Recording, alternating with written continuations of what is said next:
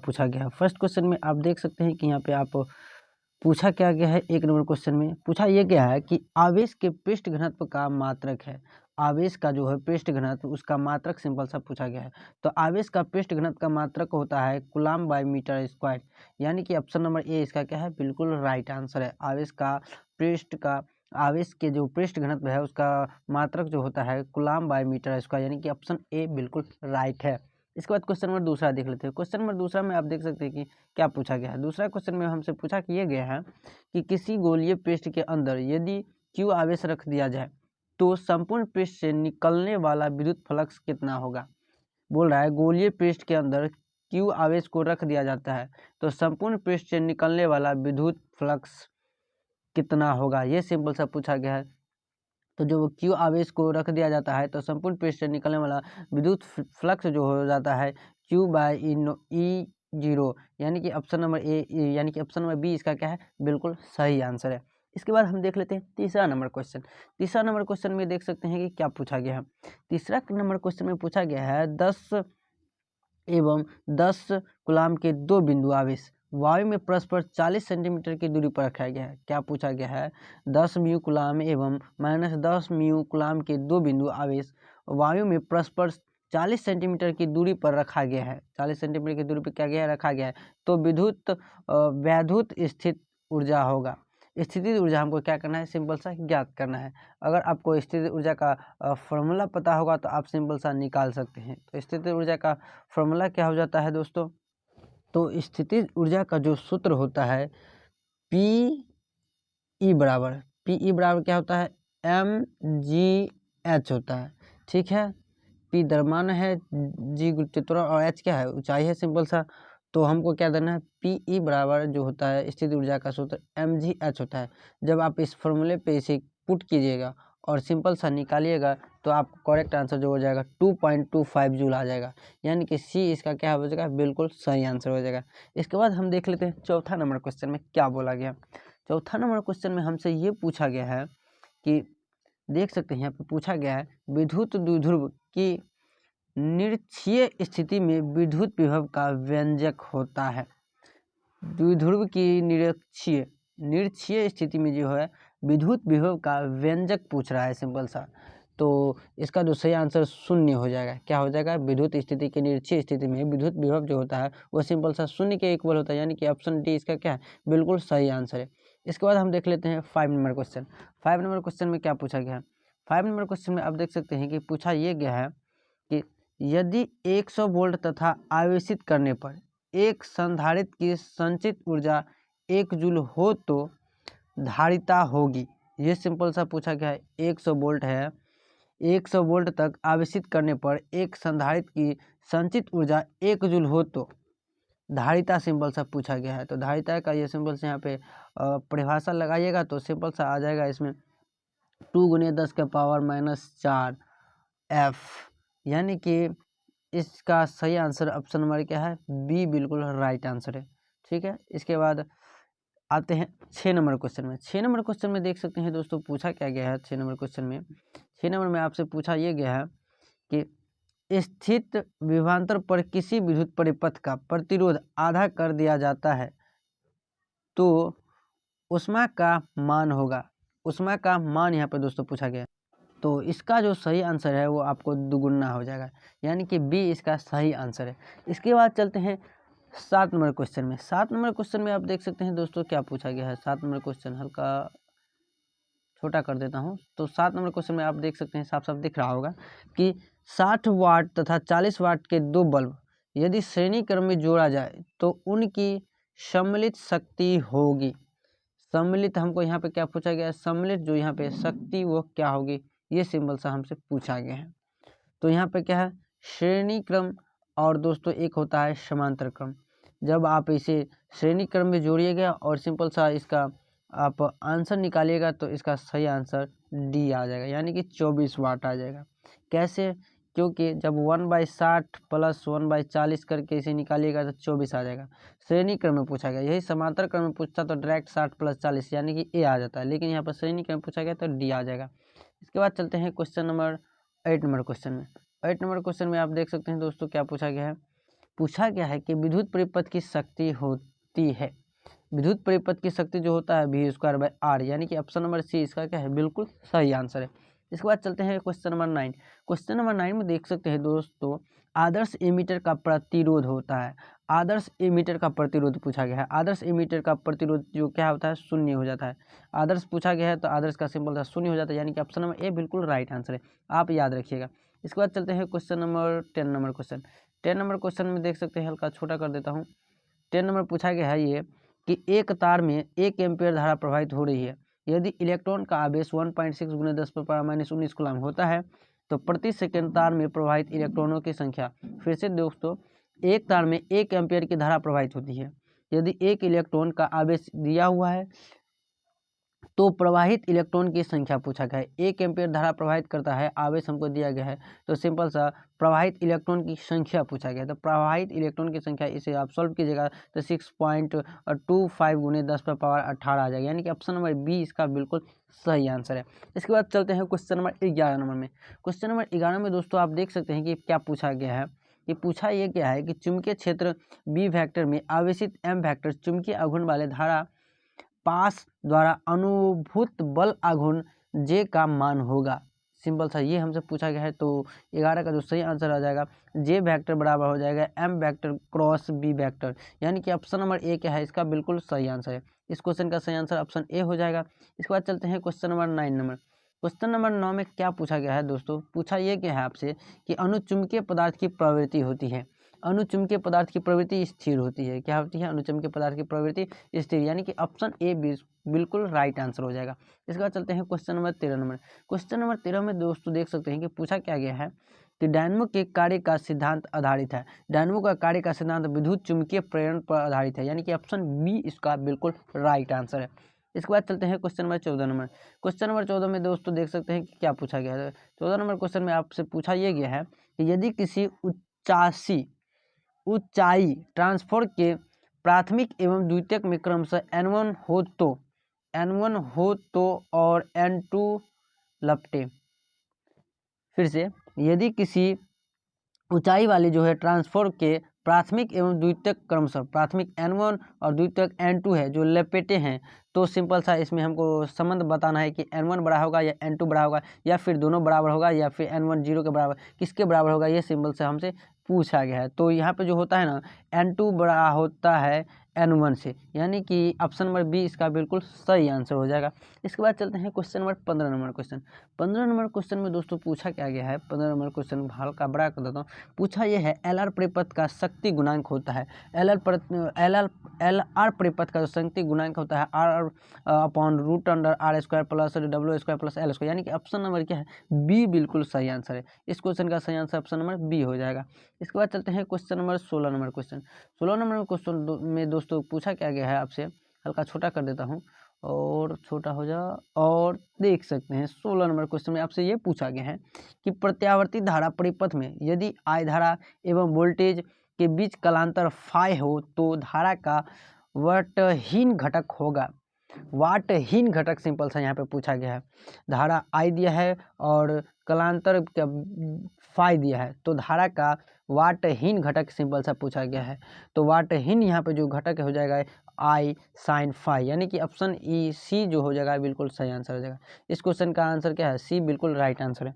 इसके बाद चलते हैं question number 17 number. Question number 17 में दोस्तों आप देख सकते हैं कि क्या पूछा गया है आपसे। ये पूछा गया है कि प्रत्यावर्ती धारा के वर्गमूल, माध्य मान और शिखर मान का अनुपात। यहाँ पे वर्गमूल, माध्य और शिखर मूल मान का जो है सिंपल सा अनुपात पूछा गया है, तो इसमें जो हो जाएगा 1/√2 इसका सिंपल सा अनुपात, यानी कि ऑप्शन नंबर बी इसका बिल्कुल सही आंसर हो जाएगा। इसके बाद हम चलते हैं क्वेश्चन नंबर 18 नंबर में। क्वेश्चन नंबर 18 नंबर में क्या पूछा गया है दोस्तों, चैनल पर दोस्तों पहली बार आए तो सब्सक्राइब जरूर कर लीजिएगा। क्या पूछा गया है दोस्तों कि पृथ्वी के चुंबकीय क्षेत्र BH में यदि किसी चुंबकीय सुई के दोलन की आवृत्ति n हो तो, सिंपल सा चुंबकीय क्षेत्र BH में और किसी चुंबकीय सुई के दोलन की आवृत्ति n हो तो संबंध यहाँ पे सिंपल सा पूछा गया है, वो क्या संबंध होगा, ए बी सी, यहाँ से 4 ऑप्शन दिया हुआ है। तो इसमें जो सही संबंध जो हो जाएगा एन उसका जो समानुपाती होता है बी एच के, यानी कि ऑप्शन नंबर बी इसका बिल्कुल सही आंसर हो जाएगा दोस्तों। इसके बाद चलते हैं क्वेश्चन नंबर 19 नंबर। ये क्वेश्चन आपको भली भांति पता होगा कि पृथ्वी के चुंबकीय ध्रुव पर अनुमान कोण का मान 90 डिग्री होता है, यानी ऑप्शन सी बिल्कुल राइट आंसर है। देख सकते हैं दोस्तों, ये 2021-19 में भी पूछा गया है और 2020 में भी पूछा गया है, यानी कि ये क्वेश्चन क्या है, बहुत ही इंपॉर्टेंट क्वेश्चन है ये, लेकिन 2019 में पूछा गया तो हो सकता है 2022 के लिए इंपॉर्टेंट हो। तो आप किसी भी क्वेश्चन को छोड़िएगा नहीं, सभी क्वेश्चन जितने भी क्वेश्चन है सभी को ध्यान से देखिएगा। इसके बाद चलते हैं हम तो 20 नंबर का अब हम क्वेश्चन को ले लेते हैं। 20 नंबर क्वेश्चन में आपसे क्या पूछा गया है, देख सकते हैं कि यहाँ पे आपको दिखाई दे रहा होगा साफ साफ। आपसे पूछा यह गया है कि विद्युत चुम्बकीय तरंग के संचरण की दिशा होती है, विद्युत चुम्बकीय तरंग के संचरण की दिशा पूछी गई। विद्युत चुम्बकीय संचरण की दिशा होती है E vector cross B vector, यानी कि ऑप्शन नंबर डी हो जाएगा। ई क्रॉस बी वेक्टर के क्या होती है, समांतर होती है, यानी कि ऑप्शन डी इसका बिल्कुल राइट आंसर हो जाएगा। इसके बाद चलते हैं हम क्वेश्चन नंबर 21 नंबर क्वेश्चन में।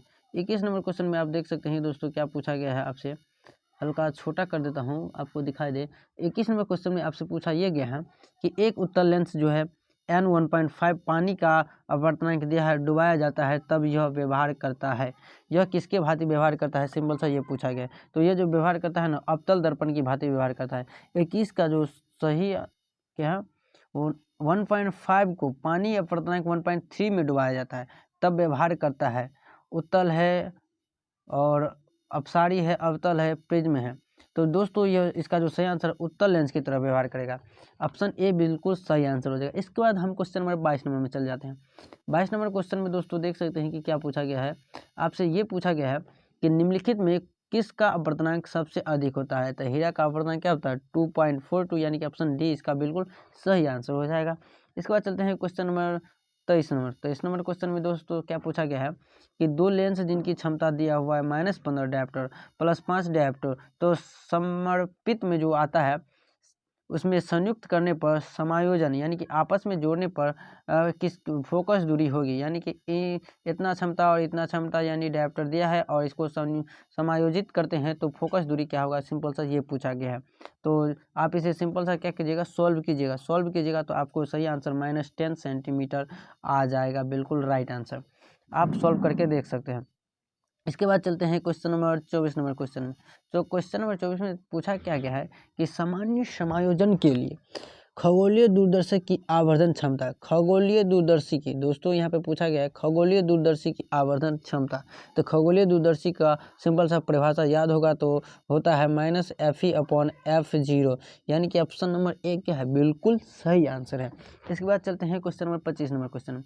25 नंबर क्वेश्चन में क्या पूछा गया है, देख सकते हैं कि आपको दिखाई दे रहा होगा। 25 नंबर में पूछा ये गया है आपसे कि एक बेलनाकार लेंस की व्यवहार किया जाता है आँख के उस दोष को दूर करने के लिए जिसमें कहा जाता है, यानी कि बेलनाकार जो लेंस होता है ना, वो उस लेंस का जो बेलनाकार लेंस है उसे हम किस में व्यवहार करते हैं, निकट, दूर, दीर्घ, जरा, किस में करते हैं।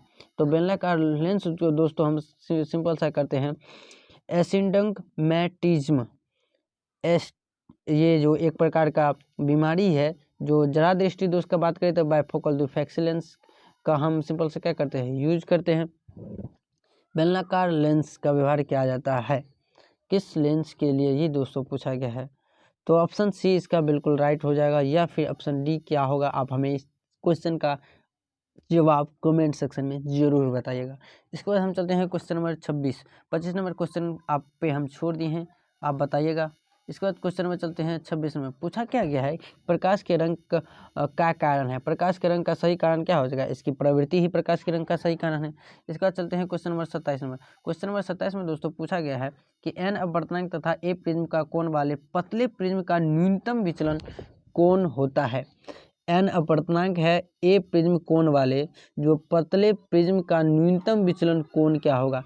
न्यूनतम विचलन कोण पूछा गया है, एन अपवर्तनांक और ए प्रिज्म का कोई कोण है। तो सिंपल सा इसका जो सही आंसर हो 27 का जो राइट आंसर हो जाएगा आपको ए इंटू 1 - n होता है, यानी कि ऑप्शन नंबर ए देख सकते हैं वही लिखा हुआ है। ए शुरू में लिखो या फिर बाद में, बाद में तो गुना ही करना है, यानी कि 27 का ए इंटू माइनस सॉरी दोस्तों, यहाँ पे 1 माइनस एन नहीं होना चाहिए, n माइनस 1 इंटू ए होना चाहिए, ये आप ध्यान रखिएगा। देख सकते हैं यहाँ पे कन्फ्यूजन है, 1 माइनस एन लिखा हुआ है, 1 माइनस एन लिखा हुआ है, लेकिन ये गलत है। n माइनस 1 लिखा होगा, 1 में ए होगा, तब ये जाके बिल्कुल सही आंसर होगा, यानी ऑप्शन नंबर बी इसका राइट आंसर है, ध्यान दीजिएगा। इसके बाद क्वेश्चन नंबर चलते हैं 28 नंबर क्वेश्चन।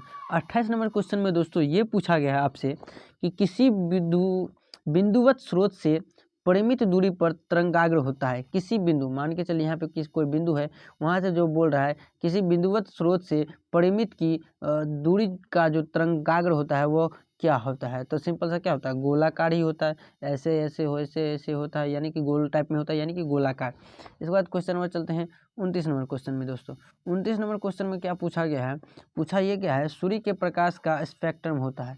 सूर्य के प्रकाश का स्पेक्ट्रम सतत यानी कि 7 रंगों का होता है, यानी कि सतत हो जाएगा। इसके बाद चलते हैं क्वेश्चन नंबर 30 नंबर क्वेश्चन में दोस्तों। 30 नंबर क्वेश्चन में आपसे क्या पूछा गया है कि लैम्ब्डा तरंगदैर्घ्य वाले फोटोन की ऊर्जा होती है। लैम्ब्डा तरंगदैर्घ्य वाले फोटोन की ऊर्जा hc/लैम्ब्डा होता है, आपको पता होना चाहिए। जो लैम्ब्डा तरंगदैर्घ्य वाले फोटोन होता है उसका ऊर्जा होता है hc/लैम्ब्डा होता है। क्या होता है, hc/लैम्ब्डा, ये आपको आना चाहिए। इसके बाद चलते हैं क्वेश्चन नंबर 31 नंबर की ओर। 31 नंबर क्वेश्चन में दोस्तों आप देख सकते हैं कि क्या पूछा गया है, हल्का जूम कर देता हूँ। 31 नंबर में पूछा यह गया है कि जितने समय में किसी रेडियो एक्टिव पदार्थ की राशि प्रारंभिक जो परिमाण होता है उससे आधी हो जाती है उसे कहते हैं। क्या पूछा गया है, जितने समय में किसी रेडियो एक्टिव पदार्थ जो होता है अपने प्रारंभिक परिमाण से आधी हो जाती है तो उसे क्या कहते हैं। अपने परमाणविक प्रारंभ की मान जो होता है वो उससे क्या होता है, सिंपल सा आधी हो जाता है। तो बोल रहा है उसे क्या कहते हैं, जब आधी हो जाता है तो उसे अर्ध आयु कहते हैं। सिंपल यहाँ से आप डायरेक्ट टिक भी लगा सकते, आधी है अर्ध आयु, ऑप्शन बी सही है। इसके बाद चलते हैं क्वेश्चन नंबर 32 नंबर में। क्वेश्चन नंबर 32 में दोस्तों क्या पूछा गया है, आप ध्यान दीजिएगा। पूछा ये गया है कि ताप बढ़ने से अर्धचालक का विशिष्ट प्रतिरोध क्या होता है, बढ़ता घटता शून्य परिवर्तित। ताप जब बढ़ेगा ना दोस्तों, यहाँ पे अर्धचालक है, जब अर्धचालक का जब ताप हम सिंपल सा क्या करेंगे, बढ़ाएंगे, ताप हम सिंपल सा क्या देंगे, इसमें बढ़ाएंगे, तो इसका जो है विशिष्ट प्रतिरोध जो होता है घटेगा, ऑप्शन बी इसका सही आंसर। इसके बाद चलते हैं 33 नंबर क्वेश्चन दोस्तों। 33 नंबर में दोस्तों क्या पूछा गया है, सिंपल सा आप देख सकते हैं कि नंद गेट का बूलियर व्यंजक। दोस्तों जैसा कि मैंने पीछे बताया कि कौन सा गेट का क्या व्यंजक होता है और कौन सा संकेत होता है, यहाँ पर नंद गेट दिया हुआ है, तो हमें उम्मीद है आप इसका आंसर सही बता देंगे। आप हमें कमेंट सेक्शन में इसका आंसर जरूर बताइएगा। इसके बाद चलते हैं हम क्वेश्चन नंबर 34 की तरफ।